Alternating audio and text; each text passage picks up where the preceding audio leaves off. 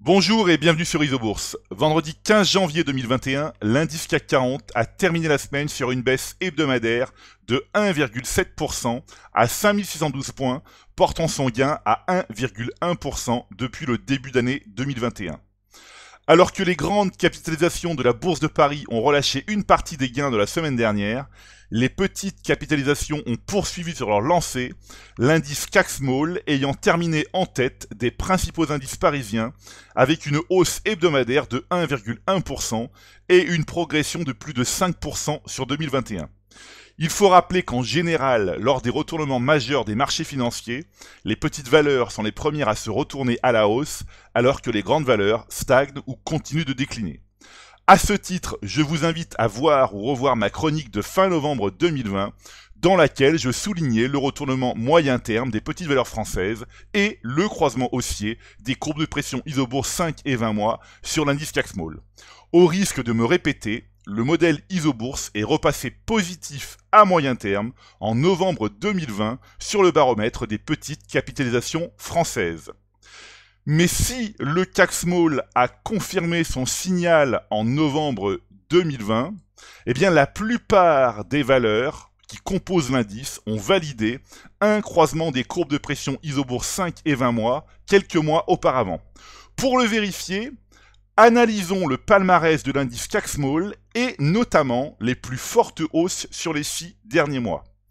Alors par exemple, ici Showroom Privé progresse de 438% depuis 6 mois. Eh bien si on ouvre le graphique de Showroom Privé, on va pouvoir constater que depuis juillet 2020, Showroom Privé évolue dans une configuration haussière de moyen terme, donc notamment depuis le croisement haussier des courbes de pression Isobourse 5 et 20 mois, la valeur, depuis le signal, gagne 344%.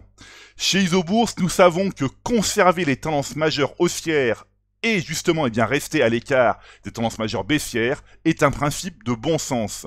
Le croisement des courbes de pression Isobourse 5 et 20 mois est un excellent signal pour déterminer le retournement de la tendance majeure.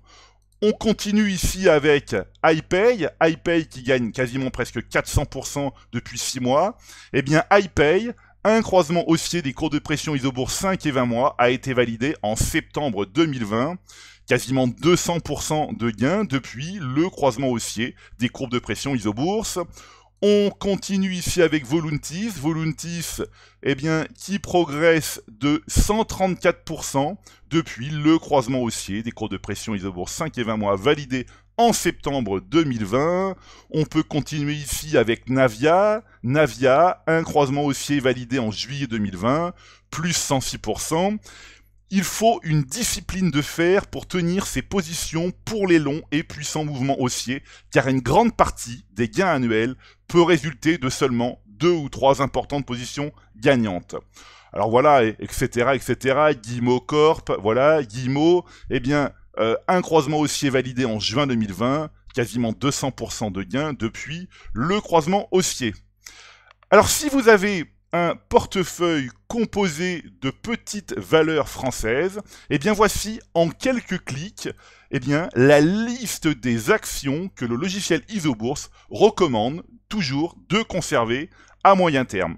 Alors voilà, je passe la liste rapidement, puisque c'est maintenant à vous de faire le point de vos valeurs en portefeuille avec Isobourse. Je vous donne rendez-vous pour ma prochaine chronique, et d'ici là, restez avec nous sur Isobourse.